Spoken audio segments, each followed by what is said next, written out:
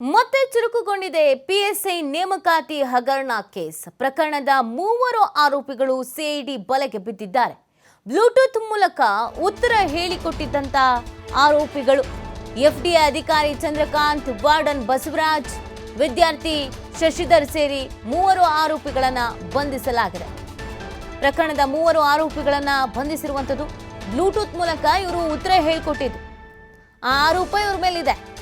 FDA ಅಧಿಕಾರಿ Chandrakant, warden Basavaraj ಸೇರಿದಂತೆ ವಿದ್ಯಾರ್ಥಿ ಶಶಿಧರ್ ಸೇರಿ ಒಟ್ಟು ಮೂವರು ಆರೋಪಿಗಳು ಇವರನ್ನ ಬಂಧಿಸಲಾಗಿದೆ. ಕಲಬುರಗಿ ಅಶೋಕನಗರದಲ್ಲಿ ಈ ಪ್ರಕರಣ ದಾಖಲಾಗಿದೆ. ಪ್ರಕರಣದಲ್ಲಿ ಮತ್ತೆ ಮೂವರು ಆರೋಪಿಗಳನ್ನ ಸಿಐಡಿ ಬಂಧಿಸಿದ್ದಾರೆ.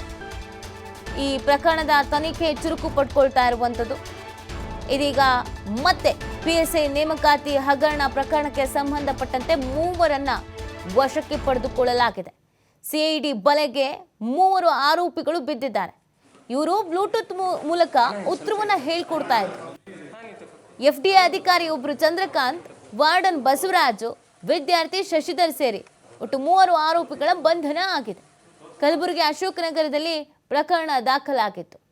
ಪ್ರಕರಣದ ತನಿಖೆಯನ್ನು ನಡೆಸುತ್ತಿದ್ದಂಥ ಅಧಿಕಾರಿಗಳಿಗೆ ಈ ಮೂವರ ಪಾತ್ರ, ಈ ಮೂವರು ಏನೇನು ಮಾಡಿದ್ರು ಇದೆಲ್ಲವೂ ಗೊತ್ತಾಗಿದೆ.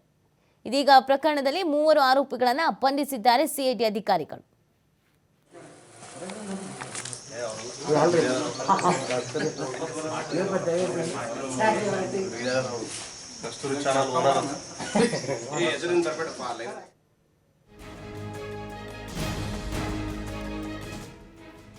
ನೋಡಿ, ಈ ಪ್ರಕರಣ ದೊಡ್ಡ ಮಟ್ಟಿಗೆ ಸುದ್ದಿ ಮಾಡಿತ್ತು, ಸದ್ದು ಆಗಿತ್ತು.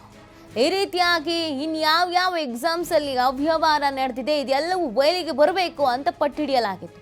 ತುಂಬಾ ಜನ ವಿದ್ಯಾರ್ಥಿಗಳಿಗೆ ಅನ್ಯಾಯ ಆಗಿತ್ತು, ಮೋಸ ಆಗಿತ್ತು. ಹಾಗಾಗಿ ಆದಷ್ಟು ಬೇಗ ತನಿಖೆಯನ್ನು ನಡೆಸಬೇಕು, ಯಾರೆಲ್ಲ ಇದರಲ್ಲಿ ಶಾಮೀಲಾಗಿದ್ದಾರೋ ಅವರೆಲ್ಲ ವಶಕ್ಕೆ ಪಡ್ಕೊಳ್ಬೇಕು ಅನ್ನುವಂಥ ಆಗ್ರಹ ಕೂಡ ಹೆಚ್ಚಾಗಿತ್ತು. ಅಧಿಕಾರಿಗಳು ಅದೇ ನಿಟ್ಟಿನಲ್ಲಿ ತನಿಖೆಯನ್ನ ನಡೆಸಿದ್ರು, ಮಾಹಿತಿಯನ್ನ ಕಲೆ ಹಾಕಿದ್ರು. ಯಾರೆಲ್ಲ ಏನೆಲ್ಲ ಕೆಲಸಗಳನ್ನ ಮಾಡಿದ್ರು, ಬ್ಲೂಟೂತ್ ಅಲ್ಲಿ ಹೇಳಿಕೊಟ್ಟಿದ್ರು, ಇನ್ನೊಂದು ಮತ್ತೊಂದು ಎಲ್ಲವನ್ನೂ ಕೂಡ ತನಿಖೆಯ ಸಂದರ್ಭದಲ್ಲಿ ಗೊತ್ತಾಗಿದೆ. ಇದೀಗ ಮೂವರನ್ನ ವಶಕ್ಕೆ ಪಡೆದುಕೊಳ್ಳಲಾಗಿದೆ. ಇನ್ನು ಇವು ಮೂವರು ಇನ್ಯಾರ ಹೆಸರು ಹೇಳ್ತಾರೆ, ಇನ್ಯಾರ್ಯಾರು ಇದರಲ್ಲಿ ತಗಲಾಕೊಳ್ತಾರೆ ಅನ್ನೋದನ್ನ ಕಾದು ನೋಡಬೇಕಾಗಿದೆ.